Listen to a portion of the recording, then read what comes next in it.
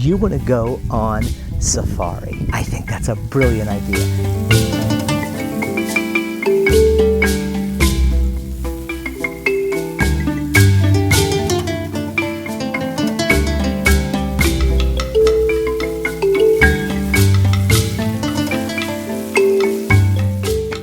Here in the Serengeti National Park, dead center right here, and it's just so beautiful. This place is incredible.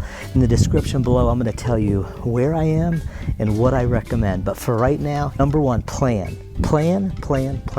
And you might be thinking, well, how do I plan? I don't know where I want to go. Well, that's the thing. You want to go to Africa. You've decided on that continent. That's brilliant. So here's my recommendation. After going on some safaris, knowing a lot of people, I'm going to tell you to go to Tanzania. That's right. Here's why. It's got it all. It's got it all. And I'm going to go with the premise that you're going to go to Tanzania. So plan. Number one, watch some YouTube videos. When do you want to go? This summer, next summer, 2 or 3 years. Who do you want to take with you? What type of safari do you want to go on? Do you want to be really hurried and see lots of animals, or do you want to just relax, enjoy the animals, the culture, some downtime, some time for photography, some early morning sunrises, some sundowners? What do you want to do? Plan. You need to know who you need to go with. So what is the right operator? And that's number two. That'll make or break your whole experience. You're gonna spend a lot of money. You could do budget, but here's the thing. Budget is gonna be about maybe $200 a day. Mid-range is $300 to $500. That's the people I wanna talk to, you folks. So I love budget, and I've never been a high-end guy, so I can't tell you about luxury, but here's what I can tell you. You can definitely do a safari for $300 to $500 per person. That's in country. Now, you say, well, how can I get there? Well, there's flights from all over the place, but I'm gonna recommend that you fly into Kilimanjaro. That's right, Africa's tallest freestanding mountain. Fly into Kilimanjaro and go from there. Start in the little town of Arusha, okay? That's a great place to start, and then you'll circle back around back to Kilimanjaro. So what type of tour? Well, you can just go online and see tons of tours, but you definitely need to plan. You need to plan your budget, you need to plan your time. So I'd really recommend when you get here, you're just thinking, I have to have a day. I just have to acclimate a little bit. Where I came from, it was a 10-hour difference. And I was like, it took me a couple days to kind of get my bearings. You know, your sleep's all off. You've been on a couple long flights, 8 hours plus. Now, on my previous safari in Kenya, I had a really good experience. I mean, we saw a ton of animals. The big five we saw in just a couple hours. It was like almost unrealistic. And I'll tell you, I've been here maybe 10 days already, and we haven't seen the black rhino. But that's not the operator's fault. Here you are in the beautiful continent of Africa. Just, would you relax a little bit, huh? I mean, you're gonna see it if you're in the right place. And that choosing the right operator is key. All things are still visible, what they've eaten. Only 40%, because they have a single stomach. They don't chew the cud. Like a giraffe and cows and all this. Those are animals which are chewing the cud, so the digestion is good, but this one is like this.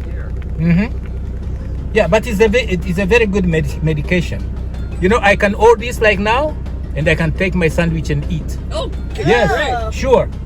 There is nothing wrong here. It's only vegetables. Now check my comments. I'm going to tell you who I'd recommend here. That right operator will take you to the right places at the right time, at the right times of day. So as you're planning, think about when you want to go.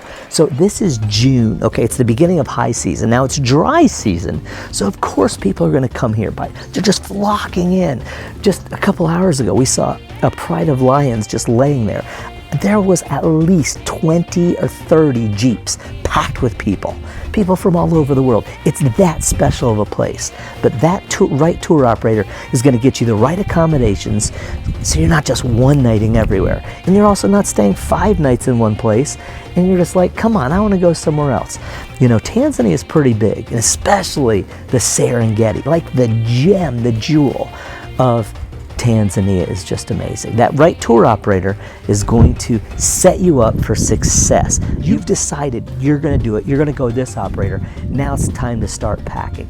I would start thinking about this 6 months in advance. Check out one of my videos, what to pack, what not to pack. And as a world traveler, I tend to overpack, and sometimes I tend to underpack. I think this trip, I got it right. Boy, I tell you, I got it right. You're packing the right things. This is not the time to be just not thinking very clearly about what you're going to wear every day, realizing that most likely you're going to have the chance to do laundry. You're going to have to pay for it, or you're going to have to hand do it, but you're going to have the chance to wash some clothes. So I would not come for safari less than 10 days. You want to be able to get in 3, 4, 5 national parks, a conservation area. You really want to saturate this experience. You bring in all the wrong clothes and you're going to be miserable. You bring too much, you're going to be schlepping around all these things. You bring too little, you're going to be like wearing your socks 3 days in a row. Like, you've got to know, you've got to pack early and pack light. Now, there's a good chance you have a lot of this in your closet, but here's the thing. You're going to need to have some good footwear. You're going to pretty much wear pants all the time. Now listen, folks, wherever you're from, you might be wearing shorts. I love shorts, but I have pants on all the time. You know why?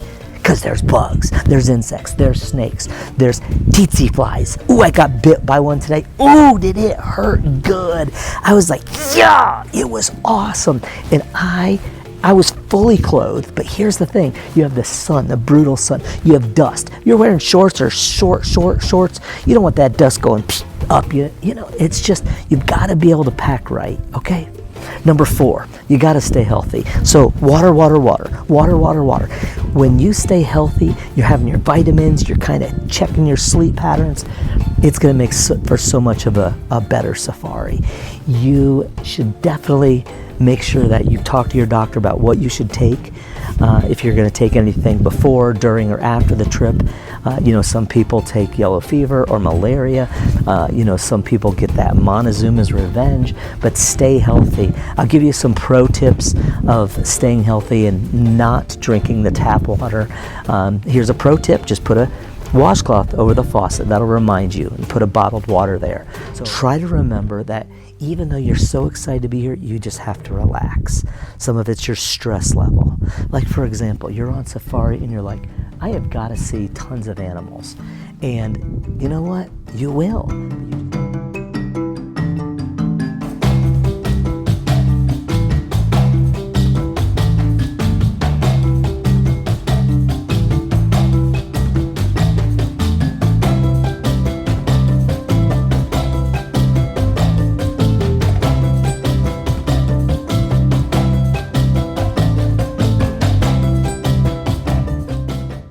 Just have to relax. That's part of like the whole safari experience, is relax.